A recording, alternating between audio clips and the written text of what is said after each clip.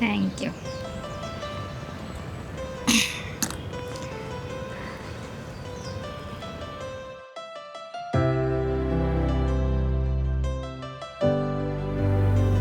তুমি রাতে বাসা যাওয়ার পর তো তোমাকে পাওয়াই যায় না, এত ব্যস্ততা কিসের তোমার? অফিস থেকে বাসায় ফিরে আমার অনেক কাজ থাকে, সেগুলো করতে হয়, এই জন্য ব্যস্ত থাকি। অফিসে যখন থাকো তখন ব্যস্ত, অফিস থেকে বাসায় গিয়ে ব্যস্ত। আমি সারাদিন তোমাকে কত কল করি, আর তোমার সাথে তো 1-2 মিনিটের বেশি আমি কথাও বলি না। তুমি কি করো, সারাদিন পরে শুধু 1 মিনিটের জন্য ফোন দিয়ে গুড নাইট বলে রেখে দাও, শেষ।